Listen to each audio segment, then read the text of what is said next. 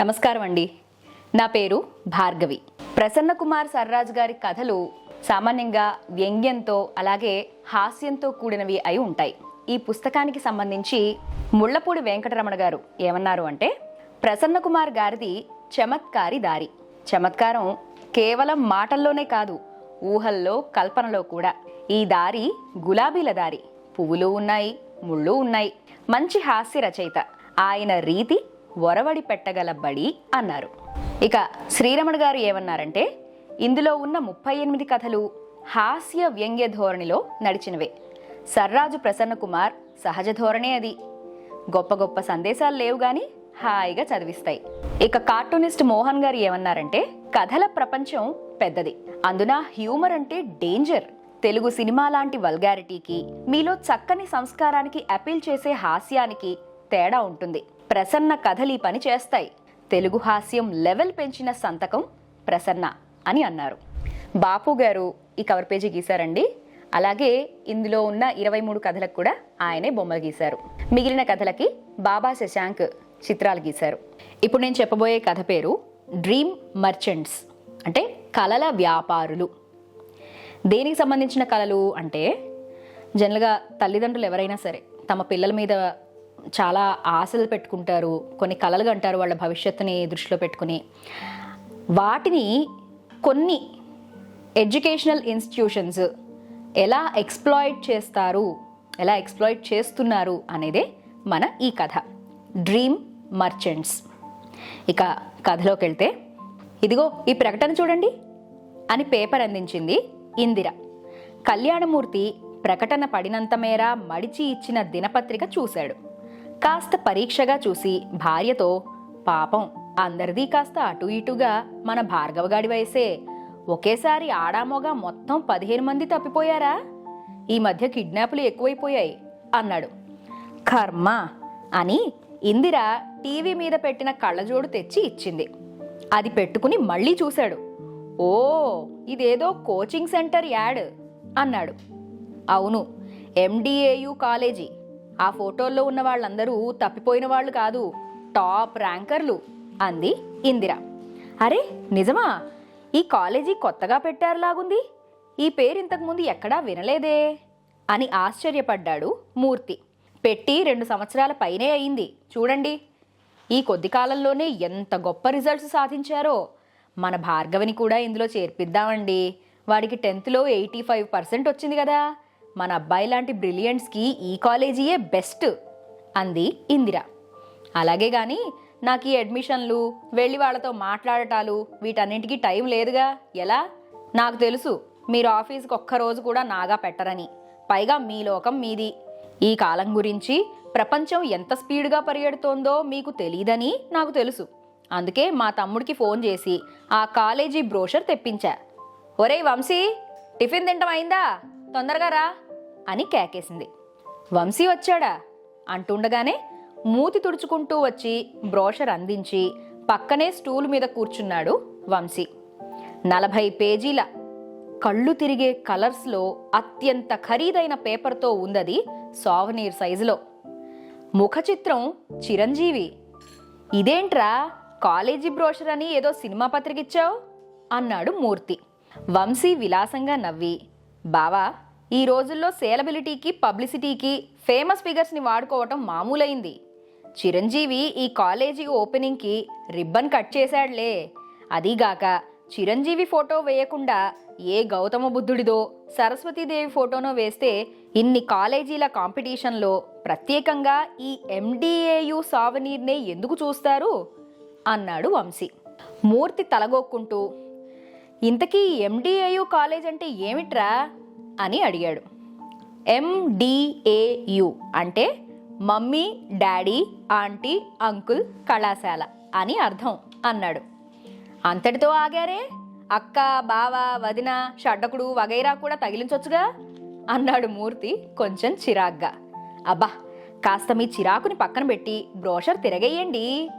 ఫీజులెంతో, timings ఏమిటో తెలుస్తాయి. 500 పెట్టి కొన్నదెందుకు అంది ఇందిర. 500? నిర్ఘాంతపోయాడు మూర్తి. మరి చిరంజీవి బొమ్మ మజాకానా? అసలు వాళ్ళు వాడిన పేపర్కి, ఫోటోలకే అవుతుంది.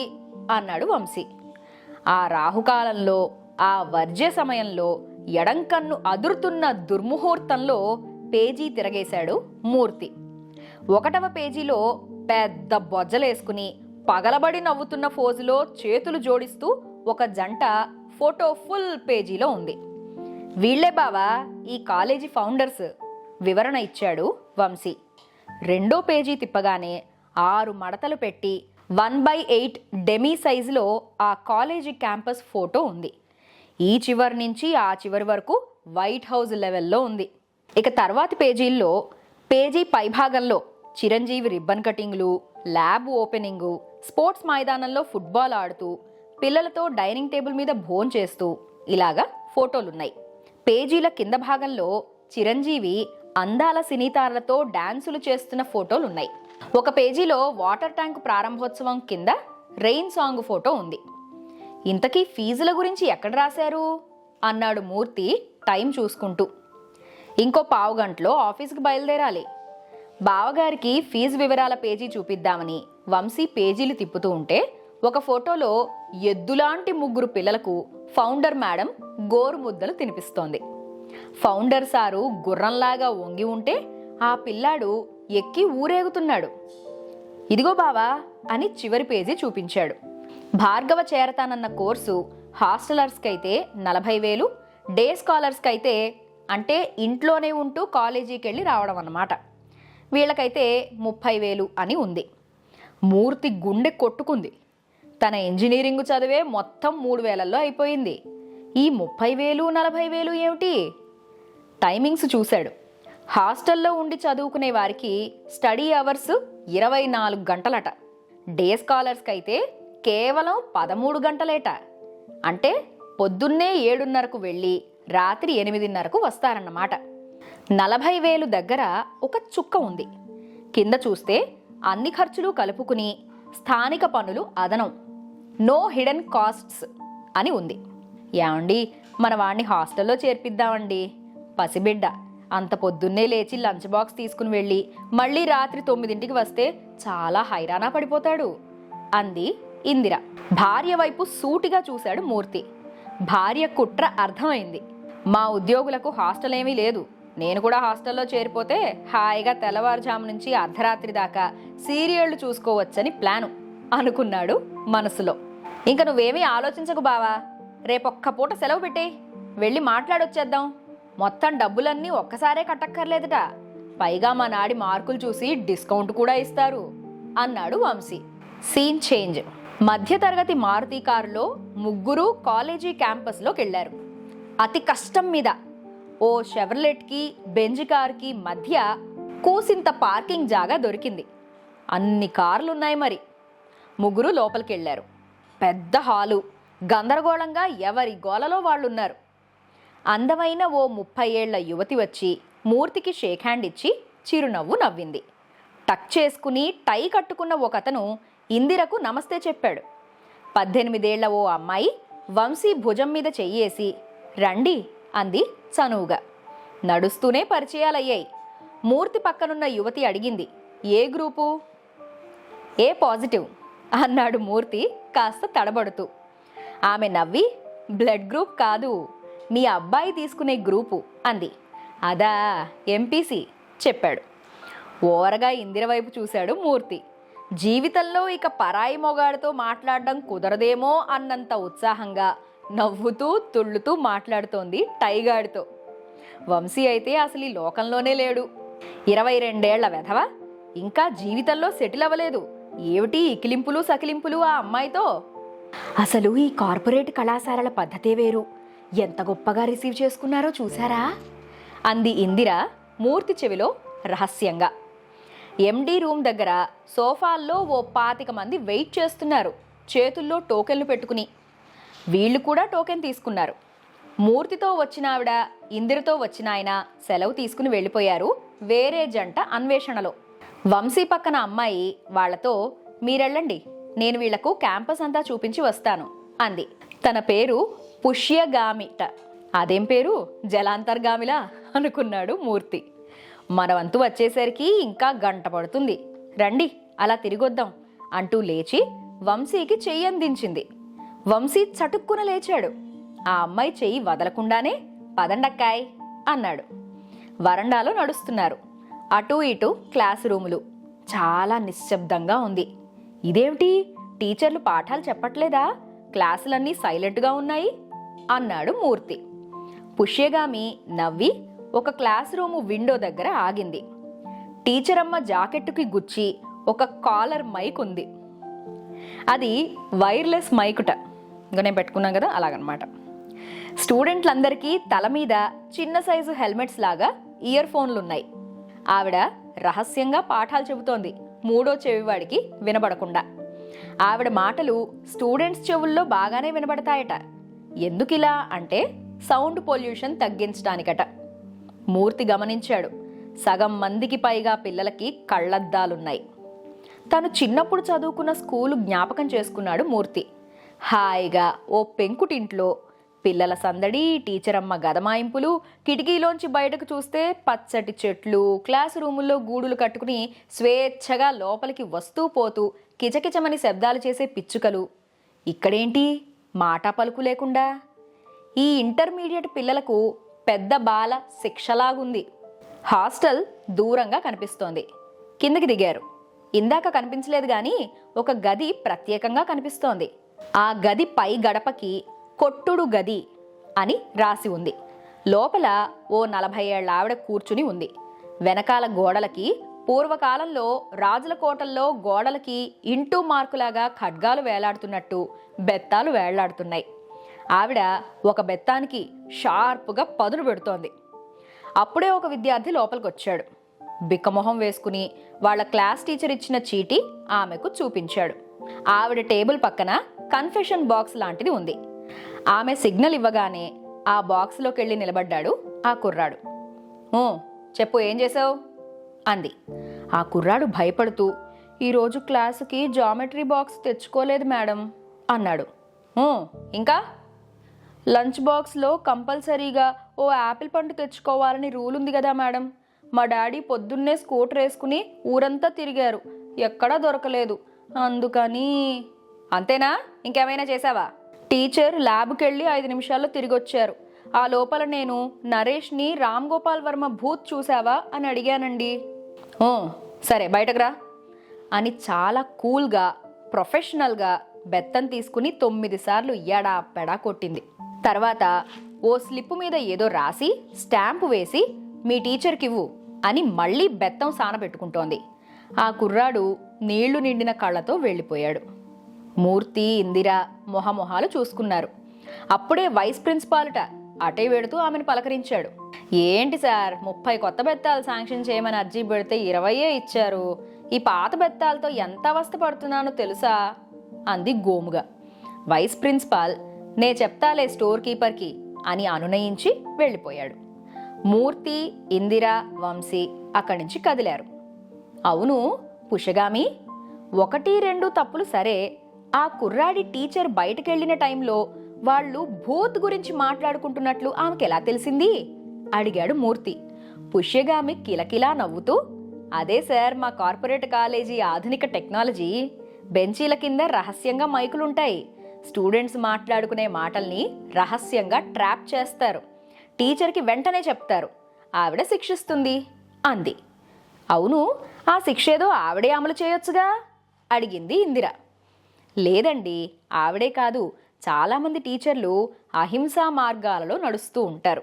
అందరూ అహింసావాదులే, అందుకని వెళ్ళి కొట్టించుకురా అని మర్యాదగా విద్యార్థి చేసిన తప్పులు స్లిప్పులు రాసి కొట్టుడు గదికి పంపిస్తారు అంది పుష్యగామి. మూర్తి, ఇందిర భారంగా నిట్టూర్చారు.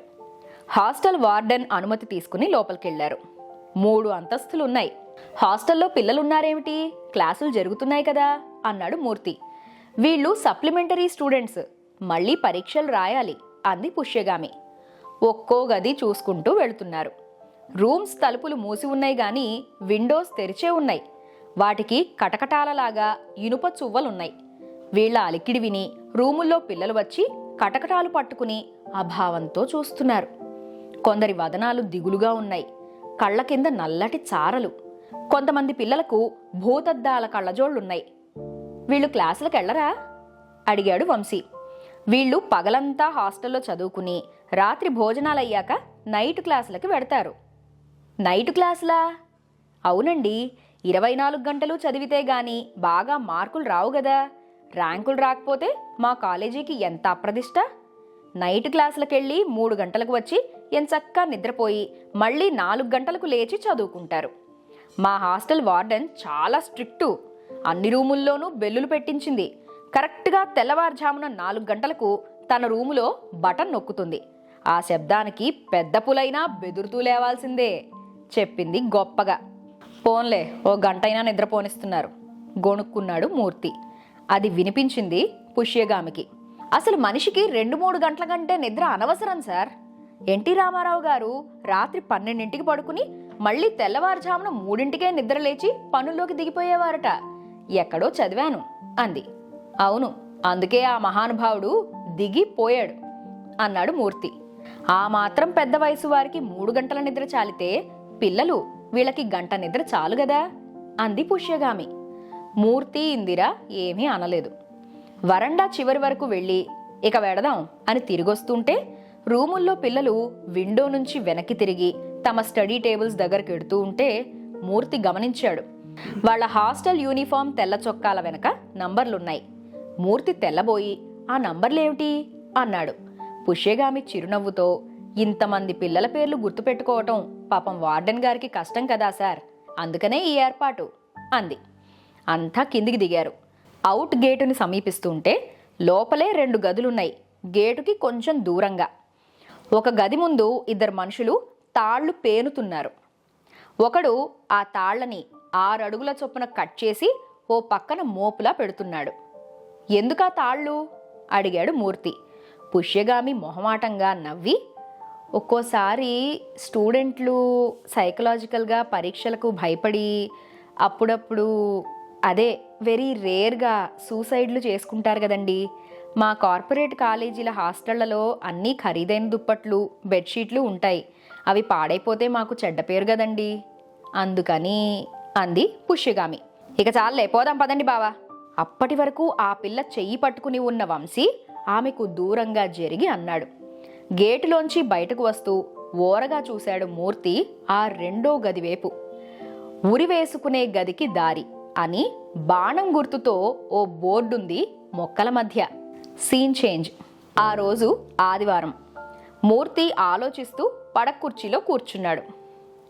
అమెరికా వాళ్ళు అంతరిక్షంలో వాడే ప్రత్యేకమైన పెన్ను ఆ వాతావరణానికి అనుకూలంగా, అంటే లోపల సిరా కక్కకుండా, పాళి వంకరపోకుండా, సిరా బుడ్డితో పని లేకుండా, బాల్ పాయింట్ అయితే లీక్ అవ్వకుండా, దృఢంగా అన్ని వాతావరణ పరిస్థితులను తట్టుకునే విధంగా తయారు చేయడానికి 2 ఏళ్ల సమయము, $2 కోట్ల ఖర్చు పెట్టారట. అదే సమయంలో అదే అవసరం కోసం రష్యన్లు సింపుల్గా పెన్సిల్ వాడారట. నవ్వుకున్నాడు. పిల్లల తెలివితేటలు, వాళ్ల జ్ఞాపక శక్తి, సామర్థ్యము చాలా భాగం వాళ్ల వంశవృక్షంలో ఉంటుంది. ఐన్స్టైన్ ఏ కార్పొరేట్ కాలేజీల్లో చదివాడు? న్యూటన్కి ఏం డిగ్రీలున్నాయి? బాల్యాన్ని, ప్రకృతిని హాయిగా అనుభవించే వయసులో ఆనందం అంటే ఏమిటో తెలియక ఈ భయంకరమైన పోటీలో పాపం పిల్లలు. ఆ హాస్టల్లో పిల్లలను తలుచుకుని మూర్తి కళ్ళల్లో నీళ్లు తిరిగాయి. ఇదిగో ఈ ప్రకటన చూడండి అని పేపర్ అందించింది ఇందిర. మూర్తి ప్రకటన పడినంత మేర మడిచి ఇచ్చిన దినపత్రిక తీసుకుని చూశాడు. ఇది ఇంకో కోచింగ్ సెంటరా? దాదాపు 10 విద్యార్థుల ఫోటోలున్నాయి. అందరూ టాప్ ర్యాంకర్లా అడిగాడు మూర్తి. ఇందిర మౌనంగా టీవీ మీదున్న కళ్ళజోడిచ్చింది మూర్తికి. కనబడుట లేదు. ఈ కింది ఫోటోల్లోని పిల్లలు కిడ్నాప్ చేయబడ్డారు. వీళ్ళు ఒకరు గాని, ఇద్దరు గాని, లేక మొత్తం 10 మంది గాని ఏదో ఒక కాలేజీ రెసిడెన్షియల్ హాస్టల్లో ఉండి ఉంటారని పోలీసులు భావిస్తున్నారు. ఆచూకీ తెలిపిన వారికి తగిన పారితోషికం ఇవ్వబడును. మూర్తి, ఇందిర ఒకళ్ళనొకళ్ళు చూసుకుని నవ్వుకున్నారు. ఆ నవ్వులో జీవం లేదు.